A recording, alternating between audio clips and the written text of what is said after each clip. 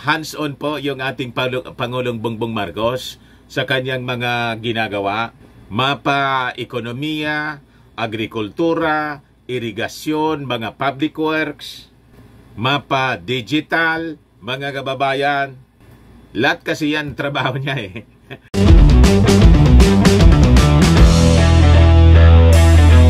Kamusta na niya Mr. Maravillas yung ating Pangulong Bongbong Marcos? Tuloy-tuloy po yung pagtrabaho ng ating Pangulo. Kasi di ba nag-positive sa BIDCO? Tuloy lang siya mga kababayan sa pagtatrabaho. Ito nga yung utos niya sa kanyang mga opisyal sa National Irrigation Administration. Finish water work by April next year. Sabi ng ating Pangulong Bongbong para sa paghanda natin sa El Nino. Yan po mga kababayan.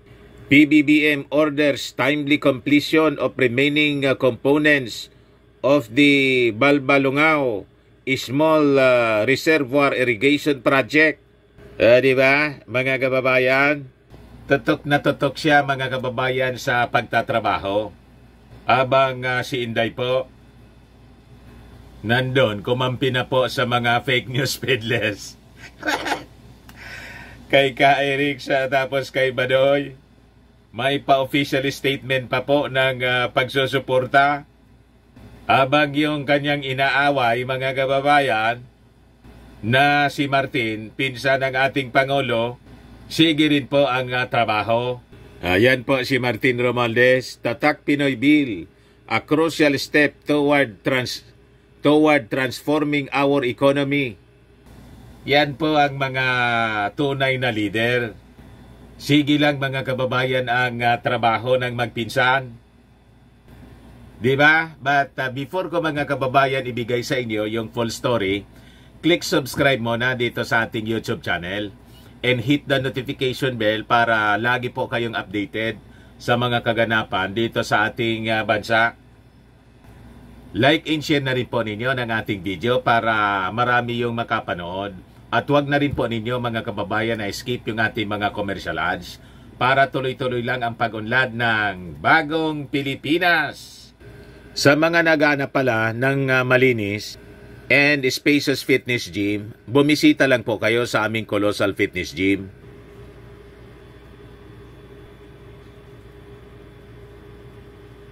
We also offer Grab car rental with our brand new 2023 model ng Toyota Innova.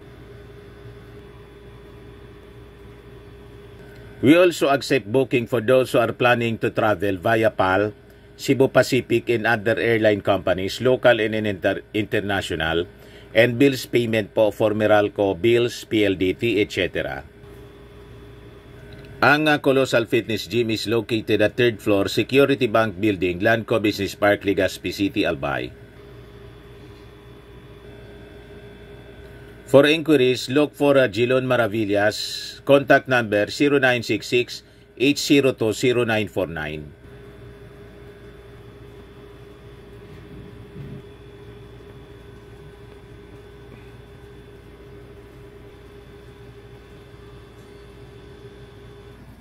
Ayos na ayosan niya Mr. Maravillas.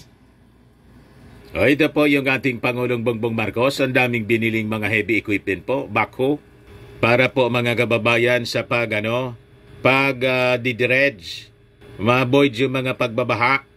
So sabi dyan sa balita, yung ating Pangulong Bongbong Marcos ipinag-utos sa mga concerned agencies ng ating gobyerno to complete the water-related projects by April 2024 bilang paghanda po sa impact ng El Nino phenomenon. Hands-on po yung ating Pangulong Bongbong Marcos sa kanyang mga ginagawa. Mapa, ekonomiya, agrikultura, irigasyon, mga public works, mapa digital, mga kababayan. Lahat kasi yan trabaho niya eh. Diba? Talagang tinututukan po ng ating Pangulong Bongbong Marcos. Gusto niya talaga na maisaayos yung lahat para po mapaunlad yung buhay ng ating mga mamamayang Filipino. So sabi dyan, during the inauguration ng Balbalungaw Small Reservoir Irrigation Project sa Lupao, Nueva Ecija, Mr. Marcos noted the urgency to make sure the country is ready for the possible effects nitong El Nino, including reduced rainfall saka drought. Baliktaran kasi po ngayon, mga extreme weather conditions yung nangyayari sa buong mundo. Pag tag-ulan, sobrang ulan naman po, yun mga floodings ang nangyayari sa ating bansa, sa ating mundo. Pagkatapos, pagdating naman po ng El Nino phenomenon, ayun, drought, extreme weather condition po, extreme heat. Kaya ngayon pa lang, pinag-utos na ng ating Pangulong Bongbong ang paghahanda at pwede din itong maka-apekto, mga kababayan, sa ating food security. Kaya sabi ng ating Pangulong Bongbong, we must be prepared to counter these effects which may last until the second quarter ng 2024. So we remind once again the DA, yung Department of Agriculture, saka yung NIA, National Irrigation Administration, to immediately complete the construction ng mga irrigation facilities natin as well as other supporting structures based on the needs ng ating mga farmers. So, sinet niya yung deadline. Tapusin niya ninyo by April next year.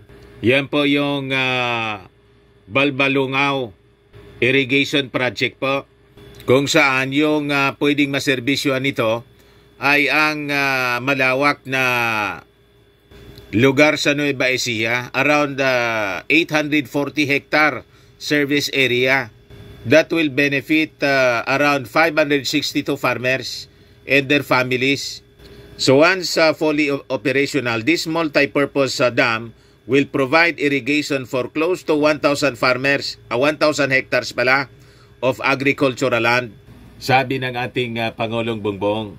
Dagdag ng ating Pangulo na yung ating pamalaan aims to establish more than 275,000 hectares of new irrigation areas to restore about 80,000 of existing irrigation areas by 2028. So ganon mga kababayan kasipag yung ating Pangulong Bongbong sa pagsasaayos ng ating bansa.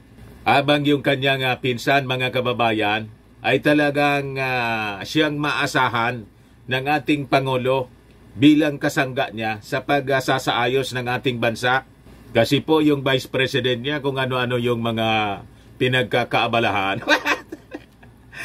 Di ba? Yung kanyang departamento nga, yung DepEd po, hindi maayos. Ito si Martin, mga kababayan. Sabi diyan, Tatak Pinoy Bill, a crucial step toward transforming our economy. Speaker Martin Romualdez underscored the importance of the Tatak Pinoy Bill in propelling industrialization and full employment goals that will contribute significantly to the country's economic vision. Ganon mga kababayan, talagang siyang katuwang ng ating Pangulong Bongbong. So sabi niya, we focus strongly on our Filipino workers' skills, creativity, and innovation. This legislation aims to support local enterprises and ensure inclusive economic growth that reaches all corners of our nation, benefiting the urban poor, subsistence farmers, indigenous communities, and our micro, small, and medium-sized enterprises.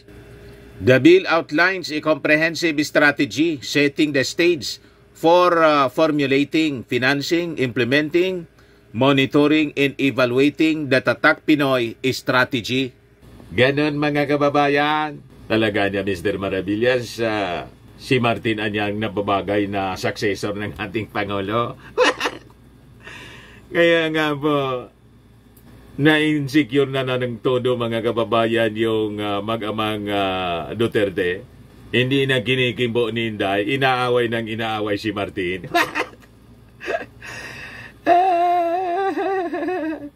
Alam niya kasi mga kababayan, I think ramdam niya na malamang hindi siya yung babas-basan ng ating Pangulong Bongbong. Di ba?